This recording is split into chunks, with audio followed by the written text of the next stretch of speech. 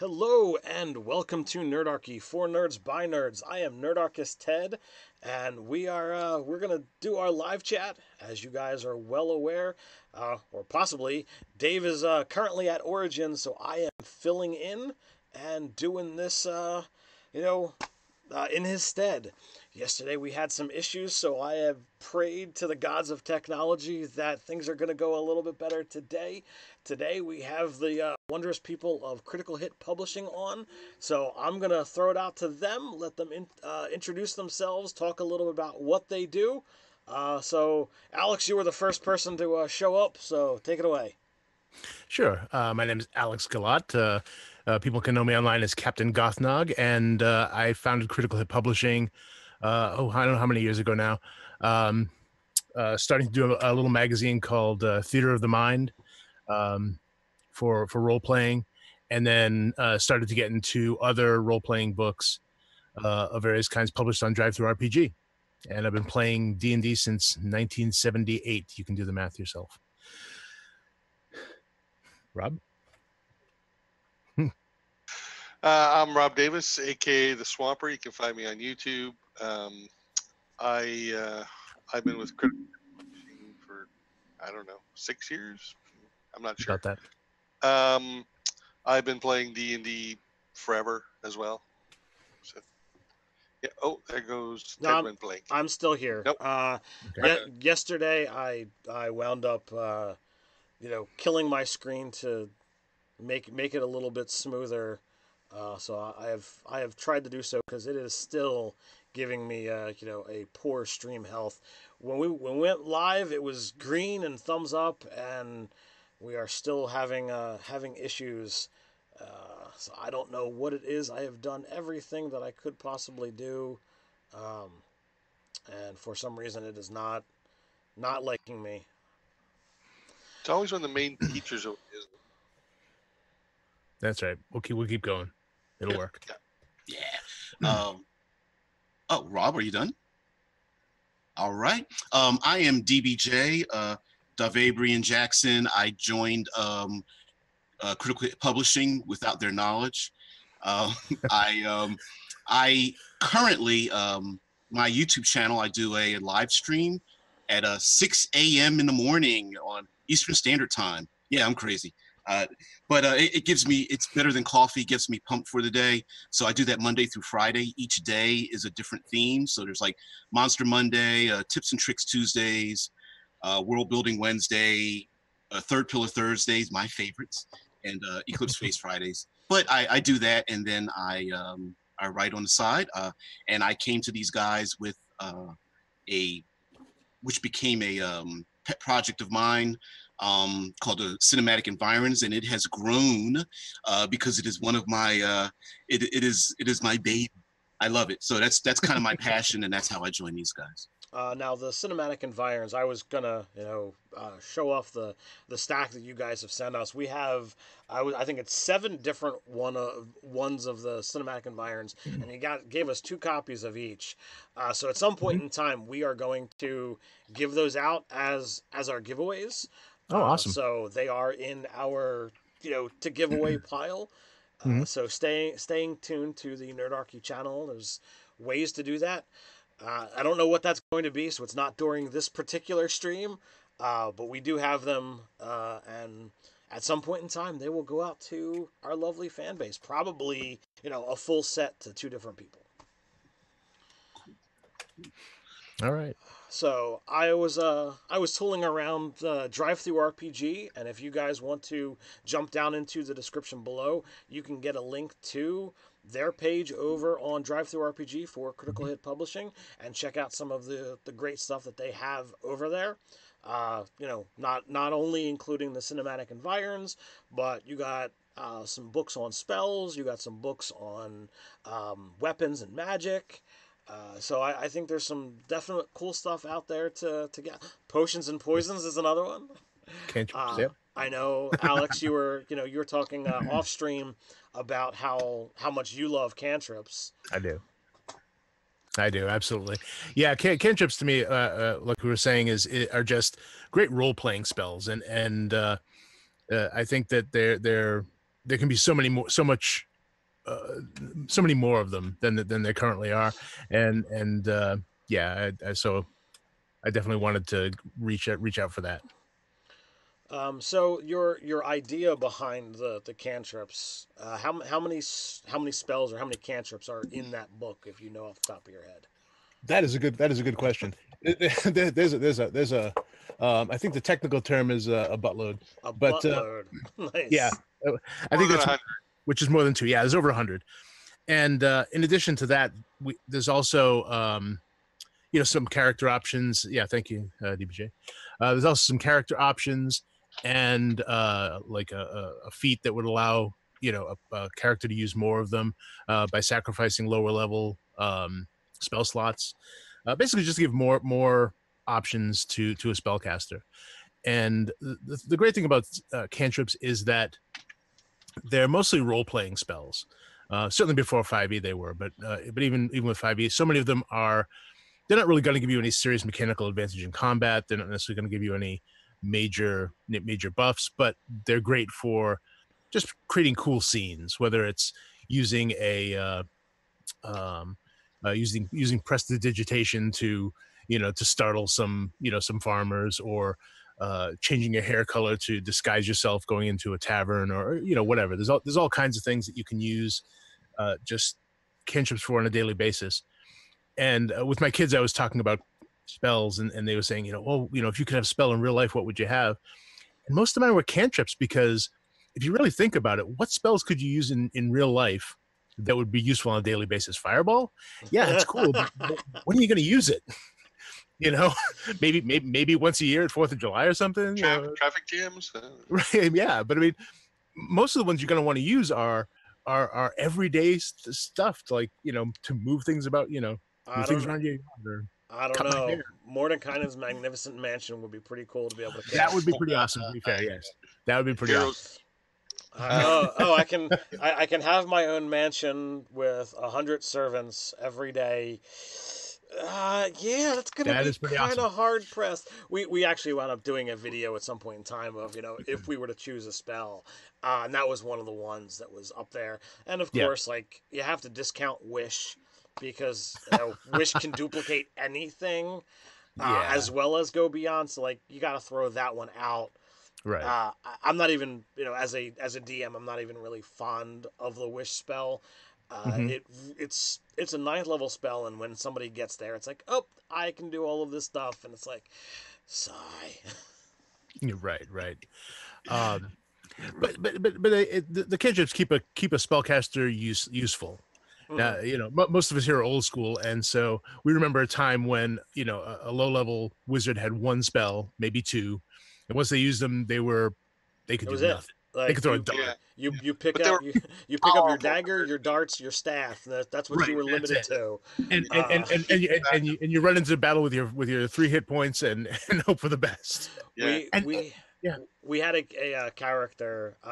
The very first game that we played with what is the group that is Nerdarchy. Back then, and we always referred to as a Saturday night group. And before that, we never knew whether we were gaming on Friday or Saturday. But in that game, we had a 7th level wizard with like 14 hit points, 15 hit points. It was pretty crazy what wound up happening.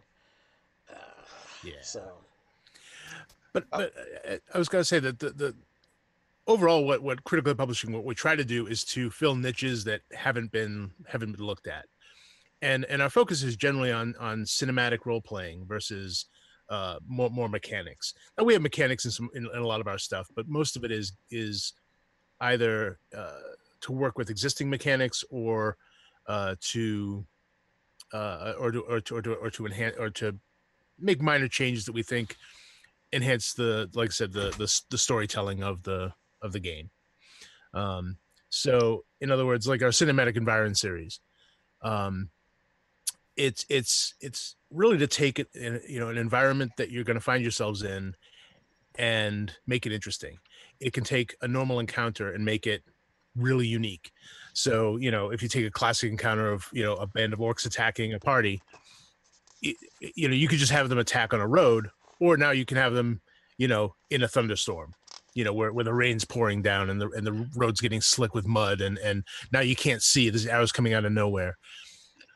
Or you're chasing some kobolds across, a frozen lake.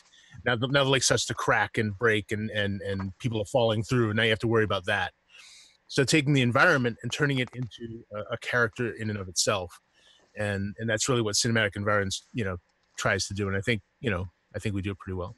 Now, one of the things I just want to add that I really like about cinematic environs is we're all experienced DMs here, and so yeah, I've run games where the party was in the mountains or in the Arctic, but they're so well thought out. DBJ is considered so many different combinations. It's just oh, I never thought of that kind of mountain. Oh, I never thought of that kind of Arctic hazard. That's what I really like, because all of a sudden Arctic, I feel 9 different just environs to choose from, not to mention avalanches and blizzards and all the other things Alex was mentioning. I can mix in there with you. I pulled out the cinematic environs survival, and there's a section on water. Talks about you can go 3 days without water, how to find water. There's things on how to make stills, which I am thinking you have legitimate real world pictures of stills. Is that accurate here? It is, yeah. I'm kind of a survival nerd, so DBJ has written the most of the cinematic environment books himself, at least 60 to 80%, 90%. The survival one is the one that I probably wrote the most of out of them, because I really like survival techniques, and so I tried to bring as much of that into the book as possible. And honestly, I wasn't even concerned if people would buy it or not, because I wanted to write it. So, because I know I would use it. And so I wrote it and hoped and it turned out it's doing pretty well out of the series. So I'm glad people really like it, because it does. Travel is usually kind of one of the more either boring or just kind of hand waved aspects of gaming a lot of times, and but a lot can happen between here and there. I have to say, the fact that you have a towel written under new equipment and weapons is such a nerdy nod to Hitchhikers. It is. I love it. The book goes on further into Appendix 3 to give real world novels, or not novels, but wilderness guides and survival books that you can actually go out and get, because these are real books, right? Not something you just created for there. So that's really cool. So I think just a quick flip through of survival, and that looks like a nice hearty book. And if you take the kind of monsters have lair effects that go off at certain times, and those greatly impact a battle. If you have these environs and you treat them either at the beginning of their turn or initiative 20 lairs, this is what happens because you're in this environment. I think I totally agree. It's gonna change the encounter, and probably more in the monster's favor, because it's probably their native terrain. Yeah, right. If I can add to this, the original inception of the cinematic environs actually started with me doing superhero role playing for many years, using the face rip, Marvel superheroes, and using the Mayfair system for DC heroes. And so I had a bunch of players, and they wanted to be murder hobos in a superhero game. So they kill all of my bad guys. So I had to come up with an idea, ways to engage them. So I started using the environment, collapsing buildings and sky rises on fire, bridges collapsing, and it just became a natural progression into fantasy gaming. And so I had a little break, decided to get back into it. I've been gaming since '78 as well. So yeah, 40 years now. And one of the things that fifth edition pushes is that there's three pillars of gaming. There's combat, social interaction, and then exploration. And for exploration, I find that there's not a lot of support collectively combined together. So we have puzzles, you can look them up online. We've got lair and lair actions. We have traps. We have a few bits and pieces for obstacles in terms of like heat and cold or difficult terrain, but it's not all placed together to be layered over the environment. And if you start thinking of some of your favorite movies, or if you're reading books or comic books or anything, a lot of times it's not just the action, but where the action is taking place, right?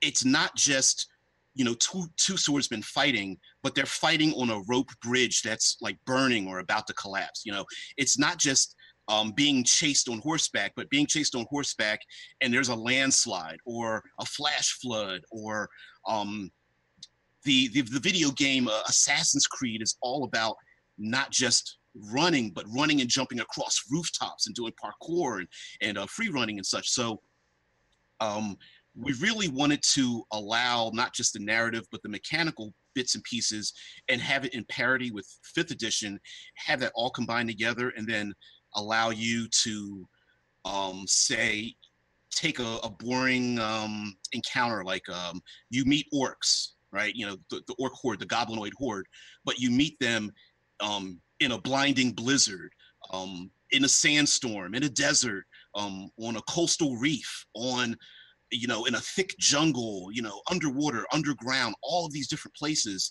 and then have that impact the game. And lastly, I will say that one element of gaming that we sometimes don't take into account is the environment when it comes to comparisons for spotlight, or when people consider a character to be overpowered. So what I mean is that if everyone is fighting on a flat plane and there's no obstacles, there's no dangers, there's nothing to think about, sometimes the game can get a little one-sided if you have like one enemy or two enemies against like 5 or 6 player characters.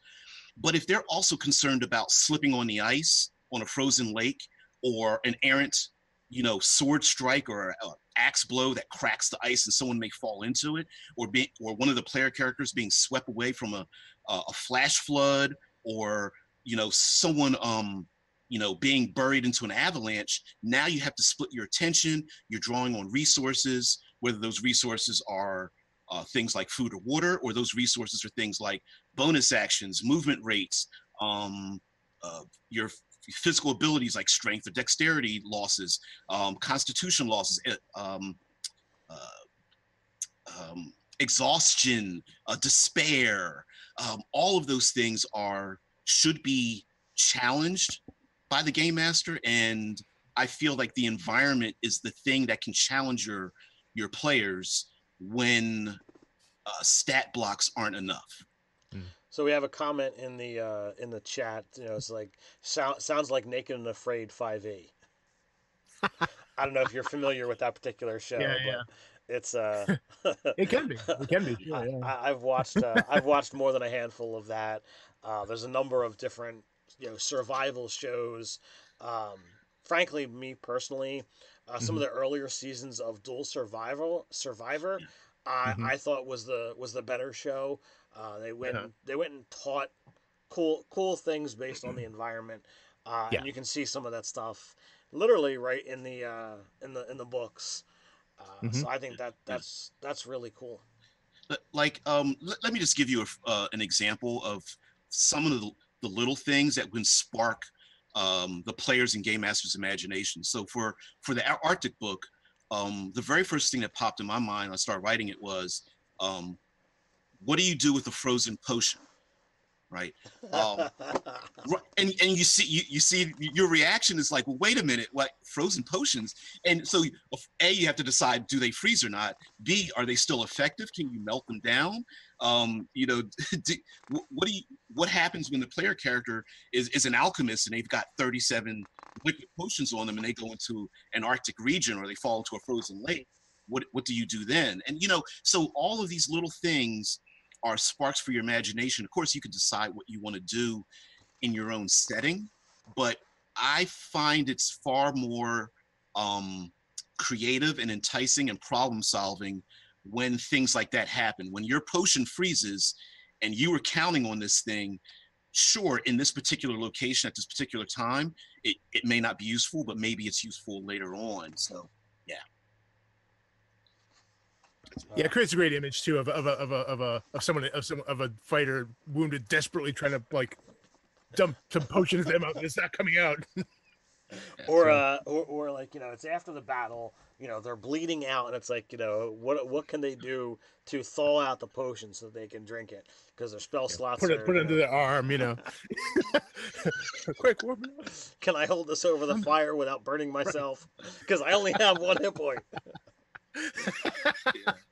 Yep. Yeah, and the environment is a great equalizer too. An example would be like when you're in an open plain, those characters with like long ranged attacks are going to have a great advantage because they can just lob attacks over a battlefield and strike something from far away.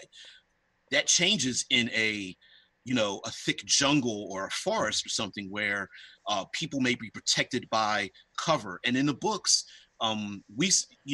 not every creature will be adapted to the area. Of course, the natural animals like your animals that live or adapted to a swamp or a underwater or in a desert or Arctic area. But it's also you can also have those same complications with the enemy. So you have this like triangle of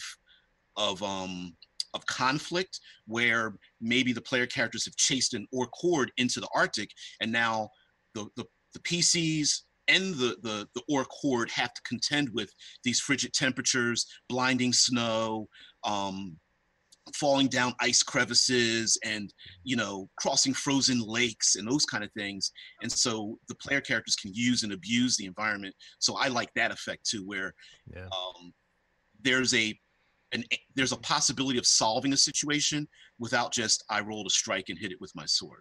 Yeah. One of the things you mentioned that I wanted to that brought something to mind is that there's one area that we sort of do diverge from 5th edition with, and that's as far as like non-combat damage. And when I'm talking about that, I'm talking about like environmental damage, like falling, fire, lava, acid, things like that. And heat stroke. Yeah. So what we wanted to do was because I don't know, for me, it never made any sense that if you throw a farmer off a cliff and a 20th level fighter and they're falling 1,000 feet, they're both probably going to die. I don't care how well trained that fighter is. He's probably going to die when he hits the bottom. I'll bend my knees when they land. This is where it gets into that weird, crux of what the rules are, and realism versus what's there. You can have super realistic rules where like, okay, after a certain distance of you falling, oh, this is guaranteed, or like you just are going to die. But these do take away from some of those cinematic events that some DMs really like to do. I was playing a game a couple months ago, and we were jumping. Like there were these floating pillars, and they were further and further apart. And I jumped to the first one. I jumped to the second one. I tried to get to the third, totally missed. I fell 180 feet. Yeah. Well, by rules, that's 18 die 6. Okay, I rolled. I survived. I wasn't in great condition, but I had just taken damage. Yeah. I was alive. I could technically get up in, on my next turn and just start going again. Right. It's ridiculous. Like you fall that kind of feat, you're breaking bones. You're going to be disabled. And if you want to play that kind of game, by all means, add those things. You're in control as the GM. It really comes down to what style of game, what kind of game are you Right. interested in playing or running? Well, we address that in the title section in the book. We have 3 levels of gameplay: cinematic, gritty, and realistic. And we have the rules for doing that and examples of how to do that. So, as Alex was going to say, that we have a different, we offer an option for a variable damage process. Yeah. So Alex can take it away with that. Yeah, no, that I was going to bring that up too. Is that that we do show that you can scale it however you want. If you want to have, if you want to give your character several chances, like I think one we use a lot is like if you're falling off a cliff, you know, you can give that character one roll, they get one chance to not fall, and that's it. If they're going to fall to their death. You know, if you want it to be a bit less deadly, you can offer them a couple chances. You know, they have one chance they're going to fall, the other chance to grab the edge, or and maybe they can grab a root, you know, hang partway down. You can scale it by just offering them those sort of, you know, little, you know, those extra chances, I guess, to use their skills to kind of stop themselves. And of course, even the Or an falling. ally. Yeah, or an ally can grab them. Yeah, there's all sorts of things that that you could bring into it depending on how cinematic you want to be. And of course, you know, even the falling damage is optional. So if you wanted to use the standard, you know, D&D falling, you can still do that. There's always room for that. The books are very much pick what you want, right? Right. Yeah, Here's it's a buffet. yeah, exactly. Yeah. It's always good to be able to offer up options. I know there's, you know, plenty of books out there that, you know, it's like, oh, okay, this is what it is. But when you present it as, well, these are choices, and you can choose to add or not add as you see fit. To me, that's really the way to go. Yeah. In each of the cinematic environs books, also, we try to extrapolate as many variations of that environment. So, for example, in a Desert Waste book, it's not just a book about sand. You know, we have 3 levels of sand dunes. We've got, you know, 3 stages of sandstorms. We've got quagmires and sand Salt pits flats. and salt flats and wastelands, and like and you can mix and match those. In addition to which, in each book we also have a background, a new background, so you can insert that background into your game. That background also has a lot of information on if you want to have an NPC, so you can just use like the ideals and traits and personalities and flaws and such to create your own, and just use those as examples for your NPCs, as well as we have examples of equipment, maybe some few spells, maybe or weapons, depending on which book it is. And in addition to, like, for example, in the Desert book and all of the cinematic environs books, we have something called a fumble crit table, and the fumble crit table is like, it's either you screwed up or you crit, and the fumble happens on the other person. So it's like in addition to the crit, you do this other thing, and a lot of them are flavorful of the situation that you're in at that moment. So, for example, if you're in the Arctic region, you may hit someone and then they fall through the ice of a frozen lake or something. You know, maybe the person, you know, you hit them and they go skittering off into the distance, or their weapon falls through the ice, or you know, in a mountainous region, they could be pushed off of a cliffside or anything like that. And each of the layered environments has like their own little fumble crit table with some unique results thereof.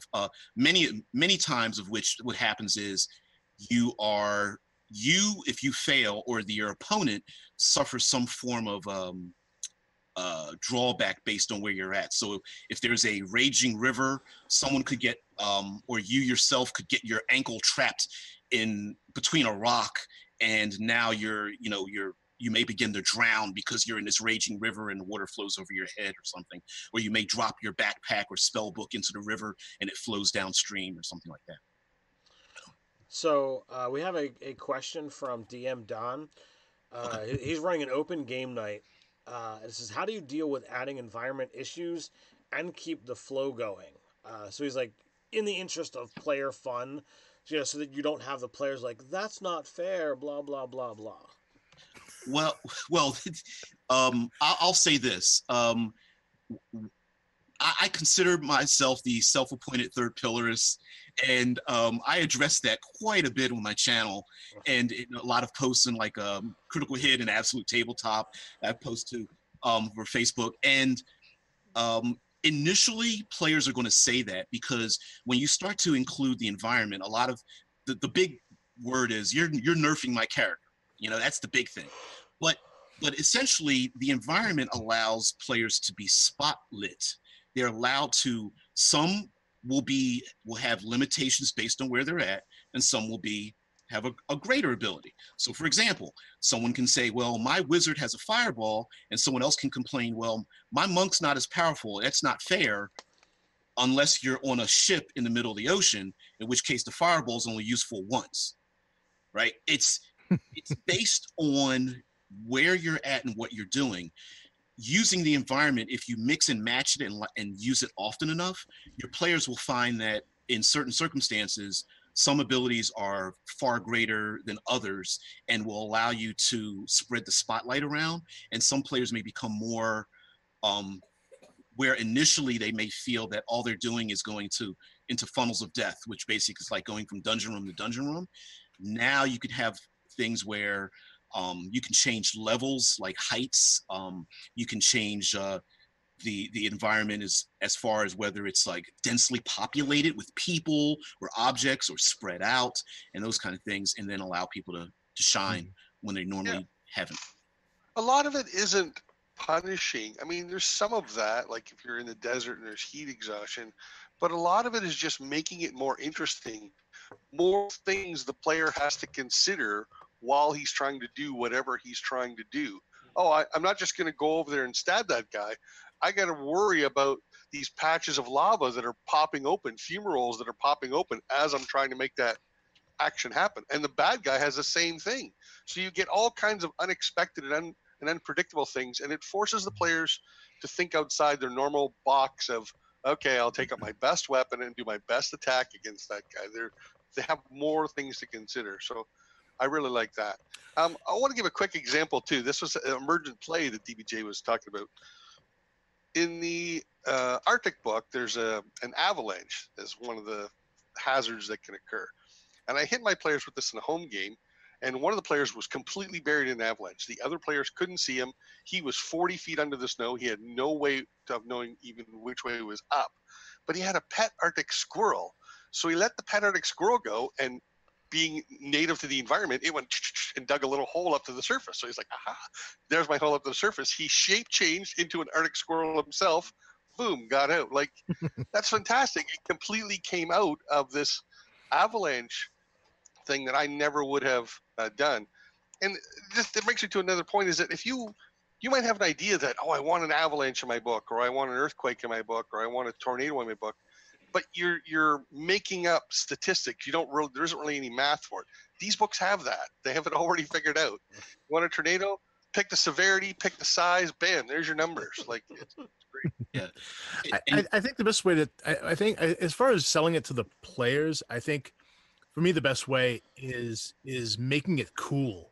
It's the descriptions of it, because that's really the upside to a lot of this. Is it can make things a lot tougher for them, but it can be much more rewarding. Like, they're not going to talk about every single fight they've had with every single band of creatures, but if they've had that on a rocky slope that's slowly crumbling under them, and there's a rock slide coming, and they have to try and get out of the way, but they have to grab this their wounded comrade first while there's orcs attacking them, and suddenly this mundane encounter becomes this really exciting moment that it's a lot hard. It's harder to survive, but if they do, it's going to be so much more epic. So I have also a disadvantage to the enemy, not just the PCs. Right. So That's there's true too. a question in the chat from a while back that I missed. I Mhm. just went and kind of put the whole stack of books together. Um, they want to know, is there anything in the future where you plan on taking all of the cinematic environs books and compiling them into one tome? Yes, there is. Yes. Oh Yes. yeah. The trick is we have to finish them, and there's a lot of environs. Okay. Um, like right now, just on our plate, we're working on planes at the moment, which is pretty That close to was being done. actually going to be my question. I am a huge fan of taking things extra planar. The players in my game, they're looking to go down into the abyss. So like you could do the lower planes, you could do the upper planes, you could do all of this cool stuff that's Mhm. apart from the environments that we as people are used to. And I was going to, ask or suggest whether that was a thing, and boom, you beat me to the Well, punch. I hate to burst your bubble a little bit, but we are planning on doing that too. But I was talking plains as in rolling plains of Oh, grass, oh, grasslands. okay. Sorry, Well, but well, I, but we are. let me Yeah, add a yeah. caveat in there But about the other one isn't. The other one's. It's on the list. yes. Just for legal reasons, as far as publishing under the OGL, um, there may not be the ability to draw from the traditional planes. So there's a good chance what we may do is take the ability to layer uh, the environment of the various planes and then allow you to pick and choose how you would like to use them, and then you can decide if you want to name the planes the name the abyss or the Yeah. nine hells or Well, Yeah, I mean, some of the Nine Hells is not copyrighted. The Abyss is not. no. There's some we can get away A with. lot of the denizens are, and some of the well, Well, But but yeah. both of I would those things have been I would discussed assume you'd get creative. yeah, yeah, obviously. But yeah, no. So we have planes coming up. We have battlefields, which is a really exciting one that DBJ's been working on. cities. That's very Yeah, cool. yeah, urban landscapes. That one's really hard because urban environs are, it can literally change street to street from from ground level to rooftop. But There's just so many environs that within that one small area. what I've seen of it so far, it's fantastic. Like as a GM resource, because how can I make my cities more interesting? How can I make this district of this town different from this district of this same town? How do I make the towns distinct from each other? There is a million suggestions in there, and I'm only exaggerating a little bit. Like there's a and lot and in there. Really, and there good. will be mechanical differences. So if you were to have a the classic chase scene through the city, there will absolutely be a overturned fruit cart. You got to have an overturned Gotta fruit have that. cart. Yeah. Yeah. But I mean, as Classic. far as like how to establish crowds using them and their dispositions changing based on the actions around them, the obstacles in the city, navigating through a city, of course, underneath the city, over the rooftops, things like that. So yeah, oh yeah. Yeah, we're probably gonna have a very big section on just chases in a city environment. I really like sort of alignment outlooks of each town. So you go to one town, they're really welcoming, and another town is tons of rules and very strict. It was very cool for giving towns flavor. Mhm. But we'll get there. That's about 3 books away. So, Fantasy Grounds College wants to know: would you take, or would you have any interest in having, the cinematic environment stuff converted to a virtual tabletop scenario, or format? Oh yeah, absolutely. Okay. In any way that it can, any way it can be used to enhance more people's games. Yeah, we're all for that. So I would recommend, Fantasy Grounds College, that if you wanted to get in touch with Critical Hit Publishing, you guys can begin kind of working through that. Yeah, if anyone needs to contact us, my email is probably the most direct, which is captain.gothnog.dragonheart@gmail.com. Captain Gothnog Dragonheart. Yeah. That is a cool name. There's got to be a story there. Well, Yeah, there Alex is. is secretly a lich. Yeah, well, that too. But no, yeah, No, yeah, Gothnog is interesting because it was actually started as a random NPC that I made up on the fly in a tavern, and because they one of the characters wanted to rob a merchant, so I came up with this half orc fabric merchant and named Gothnog, and just through interactions with the characters, he became a favorite and ended up being a recurring character. And they eventually ran into him in this big city where he had opened a curiosity shop, and it just kind of grew from there. And so when I started doing videos and online stuff, I just took on the persona of Captain Gothnog, and yeah, so it just kind of grew from there. He later got married, which is a whole other story. And he got the name Captain when he stole a ship, but yeah, so it's a very, very old NPC. All right, so far you've listed that way down the road you're considering extra planar as a possibility. You Yep. mentioned the open plains or grasslands. You've mentioned cities. We have a question here from Zarift Gaming. Are you considering doing any kind of caverns or Underdark, anything along those lines? Yep. Yeah. Swamps is on the list. Forests, Jungles. Yep. So that's quite a lot to look at. Do you guys have a release schedule or a pace that you're hoping to do? Yeah, we've actually been getting a little bit more organized with that lately, which is having a more a better schedule. And so yeah, we're looking at improving that, but we're also adding a new series of smaller things to go sort of in between the bigger releases, and we're calling it adventure keys. And basically, they are we're creating locations with. And each location has a bunch of options that can be used with that location that a GM can sort of just throw into their game wherever they want. So if you need a location like some of the examples that we've started working on is like a rope bridge, a forgotten shrine, a stone circle in the middle of a big open plain, that kind of thing, and these won't be any more than like 4 to 6 pages as far as like the from cover to cover.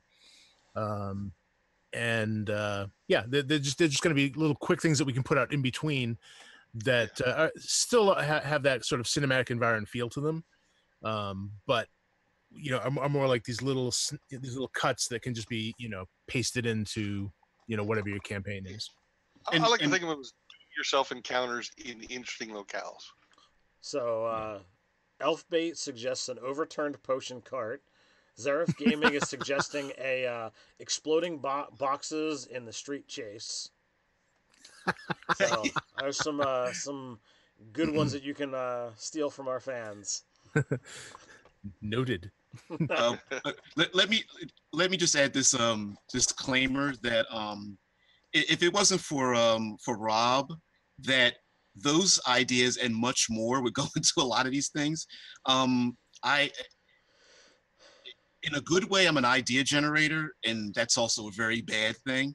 I can go kind of crazy with the let's insert this into this book as well, and some people are a little gonzo, and so yeah, it needs to be toned back quite a bit. So in terms of the cinematic environs, we will definitely have all the natural environments done, but we will then go into far more mystical, far-reaching realms. And in each of the books, we actually give hints as to a more arcane feel to them, but they are grounded in reality. So yeah. Sounds cool. So Cardboard Fortress asks, how about extremely tall cities or floating cities? I'm thinking like Sharn from Eberron.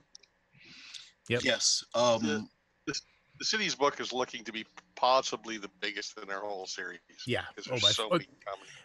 I don't even think that's a question at this point, but yeah. Well, the survival book is the largest of the ones that I have here, Yeah. and that's sitting at like 60 pages with Yep. you know, some appendices. I think the only other bigger book is the Potions and Poisons, which was one of the early books. Yep. What is that running at? That's 68 or something like that. Potions and Poisons is another popular one that keeps selling because well, I don't know why it's selling. I guess Well, I people buy mean, it can tell me, but I know why I like it because unlike you know, when you look at Potions and Poisons in most, especially poisons, in most books, it just gives the stats for it, which is cool. But what I wanted to do was include a lot of cinematic and role play opportunities.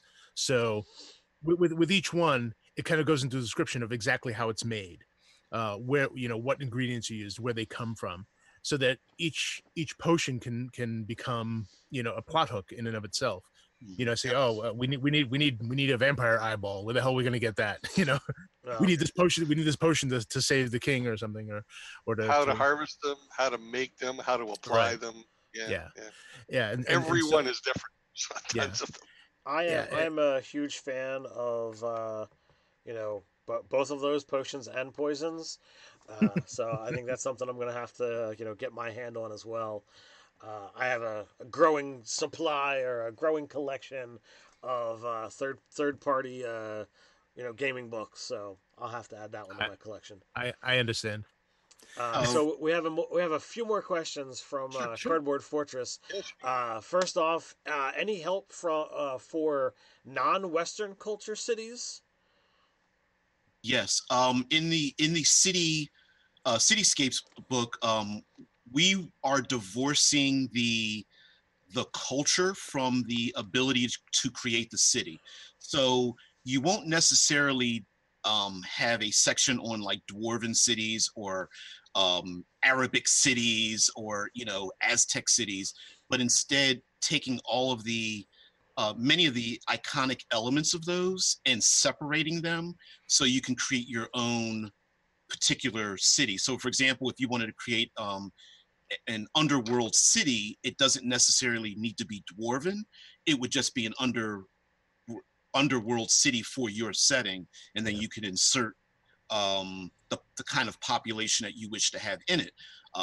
Same thing for like floating cities, cities on the coastlines or floating in an ocean or something like that. Underwater. Yeah, underwater. Those details would be separate from the cultures that they come from, because in your setting, not everyone is going to say, "Hey, my culture is Persian." You know? The cool thing though is from that though you can sort of develop an emerging culture from that. I mean, one of the hard things in D&D is coming up with a new feeling culture. You know, I mean, it's just hard for humans to sort of imagine something that doesn't exist. You know, they say there's nothing new under the sun, that kind of thing. And so, you know, we always sort of base it on what we know. This is an opportunity to use these different aspects together without the cultural baggage. You can actually have a culture sort of emerge from it that does have a really unique feel. It's like, wow, I've never seen anything like this before. So what about what about an environ during a undead or zombie apocalypse? Any plans there? I'm actually working on a kind of a long-term zombie apocalypse adventure, but it's becoming more of an apocalypse manual than it is the adventure. The adventure meant ended up being like a smaller part of it. Okay. So in other words, it'll have the adventure to kind of as something that people can use, but the survival manual will be there. Yeah, but all the rules regarding Blasted Lands, yes. But all the rules regarding the apocalypse itself and that kind of thing will be applicable to other things. The adventure itself is going to take place in an isolated environment, so that if a GM wants to use it in their world, the apocalypse doesn't have to spread to the rest of their world if they don't want to if they don't want a game changer. Yeah. However, it depends on how. Sorry. I was going to say that. However, there are options so that if they want to have their world changed by you know, if things are getting stale, you know, and they want to have a zombie apocalypse, go for it. Well, Yeah, just I to was going to plug, say Oh, this is quick. We would do it one of two ways. You could either have like a zombie apocalypse as a setting, or we might handle a zombie outbreak as an event that could Yeah. occur in any. right. uh, I just want to say that we do have a. It's not necessarily specifically zombie apocalypse, but one of our latest books, Blasted Lands, is in and of itself an apocalypse engine, not the game rule system. If you want to destroy your own world, or you want to have an apocalyptic event, we have that book details performing that. So whether it's zombies or like meteor swarms or like a volcano and earthquakes and all those kind of things, and you want to layer your world with an apocalyptic event. Yeah. Let me offer another take on that book. Sure. If your players think real tough and badass, you run them through the Blasted Lands. They will be humble. That's right. Yeah. Well, Yeah, that it's would a be hellscape. pretty. That would be pretty cool. So part 3 of Cardboard Fortress's question, and this is one that I think of all of them would be something that I would be, super interested in, is environmental rules for being swallowed by an extremely colossal creature. Think inner space, think Star Wars, and a giant worm. So yeah, any plans to go in that direction? I don't know, but I bet DBJ's thought of it. Yeah. Oh yeah. He's the idea. You see why he's the idea guy. I mean, these are things that go through his mind, and we're like, oh yeah, we can do that, sure. Although I think the artwork would be a little weird for that one. How many internal digestive tracts can you actually like represent on a cover and in a book? It would be presented as a hazard in one of the books, or many of the books. The cave is one, and the Fantastic Plains Right. one. Yeah, for sure. And one thing, just kind of circling back to the sort of mega book that we're talking about, putting all the environs together. We're not just going to take what we did, put it in a book, and send it off. The goal is to add a lot to that once we reach that point. So it's not going to be just stuff them together. Here you go. I'm a little worried because that thing will be like 500 plus pages. Like I know. Well, yeah. I mean, some of the stuff repeats in the books, like some of the definitions and stuff. So it may not be too bad. But the point is that yeah, we'll definitely be including more unique creatures. Probably, we've talked about adding more arcane or planar options within that, and that would, yeah, a world map, and that could definitely be the kind of thing where you would include dealing with internal creature environs, perhaps, because that's that may not be enough for a book on its own, but like Rob says, maybe it could be included with one of the other sub books or as an appendix in the big book. Is that something that you? I like the idea of including it in the Fantastical Plains or whatever we wind up calling it. Yeah, that would be kind of cool. You could have an entire like civilization within the gut of some kind of massive creature, kind of like Nowhere in the Marvel universe. Oh, absolutely. Yeah. Factions of infections. So I like it. This is what we're dealing with. Write that down. So would this all-encompassing project, is that something that you would just assemble and release? Would that go to Kickstarter? What kind of talks have you had on that? We've talked about both. I mean, honestly, I before we did something on that scale, we might like to try a small Kickstarter first. But yeah, I was really considering that because I would want to really bump up the art. For a book that size, have a lot of things that we give away. Like if we do a world map of because I don't know if you noticed, but we're sort of weaving we're sort of creating a world through some of the flavor text we have. We have characters that we've made, and we're mentioning places, and so as we're sort of going on, there's a little bit of world building going on in the background, and so. We might include that in the book too, with and have a large map is kind of a an extra that people can get by supporting the Kickstarter, that kind of thing. Yeah, we're still deciding, because we don't want to just jump into a Kickstarter and have it fail miserably and live with the shame. A compendium book would be a year away because we still have at least 5 more environment books to do. So yeah. And I think our social media footprint's probably got to be far larger. Just Kickstarters are not just about the product itself, but the appeal and enthusiasm and the fervor, the collective around it. Correct. So we would have to have a much larger footprint. Like I've been doing this for a while, but I don't believe I have much of a footprint. But I think I've been told that many people know of me, but they've never seen me or whatever. And I think that's just a bizarre thing that social media has, where you have these tendrils that reach out and you're never sure exactly who you're touching when you don't have any interaction with those people outside of yourself. Yeah, for sure. But either way, the book is going to be done no matter what. So whether we do it as a Kickstarter or whether we do it as our own thing and go through drive-through like we've done all the others, we'll see. But I would absolutely love to do a Kickstarter. Well, just based on the conversations we've had, the flip throughs that I've done of some of these, books, there's a lot of really fantastic information that, players or, GMs can add to their game. And, like you said, you can go on a multitude of levels of just, let's throw in a dash and make it a little bit more fun, or let's make this super realistic and add some rules of, oh, you touched lava, say goodbye to whatever it was that you touched. Like, that's kind of the way that works. It's not like, ow, that's hot, here's a d6 point of damage. It's like, no, that finger that you used is gone. Like, that's the way lava really works. Yeah. That's right. It absolutely does.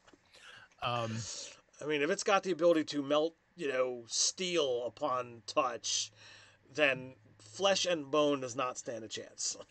Yeah, and don't forget, it's not just lava. There are so many effects from the natural occurrence of, let's say, a volcano, poisonous gases, acids, acid rain, falling debris from the sky, cracks in the ground. Here we go. That's what he does. Yeah, I go on and on, man. Just there's so many things that you can layer upon. And what I love about the environment is it boils down to the fact that you can't hit it with an axe.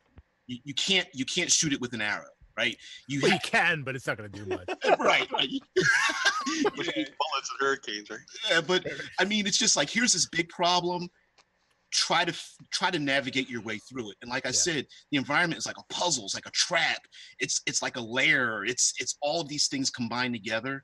And I love it. And I did want to add one little thing to it. This is a little minor thing, but I think some of the people who had questions might want to know this. In the survival book, we actually have rules in there for not just foraging for materials, but finding out how to safely eat materials that you find out in the woods. Yeah. We have tables of random rations for different races, and even a way to preserve foods, meats and vegetables that you find out in the wild. Like, it goes in a lot of detail. It's just a nerd's paradise. Very thorough, yeah. And before we run out of time, one last thing, a project I remember that's near and dear to my heart that I'm working on is one called Blasphemous Abominations, and it's going to be. I want this to eventually be a series. The one I'm working on is the Lich, which again is a creature that is I'm very fond of, because I mean, I just have always loved liches ever since Tomb of Horrors, but I always felt that they were a little too sort of narrow, and so I'm really trying to expand what a lich can be. We always think of them as corpses in tombs, like a Sararak, but they can be so much more than that. If you imagine, like, one of the things I'm working on for there is a character called Red Jack, who's a bardic lich, who travels in one of those sort of gypsy vardos from town to town. He plays music and he sort of feeds on the life forces of people that listen to his music. So small children and elderly end up dead, but no one ever remembers him coming to town. And then he moves on, and he continues to feed on people as he goes. And he's a lich, a bardic lich. So Well, that series sounds amazing. Yeah. I like anything that gives new monstrous options. I personally am not a super lich fan, but I can tell you that Nate the Nerdarch absolutely is, and he will he would love to assist you with that, claw your eyes out to get a copy, you name it, he's gonna be all over that, because awesome. Nate is super loves the Lich. Back in second edition, when we had all the Ravenloft books, and I'm trying to remember the name of them, Van Richten's. Oh yeah. Mm-hmm. And like his most treasured possession was Van Richten's Guide to the Lich. Yeah. So I actually have a copy of that the previous owner must have left it in a moldy basement, because it is not in the best of condition. But yeah, but that's perfect for that book. True. It's how it should be. But those Van Richten's guides were a great resource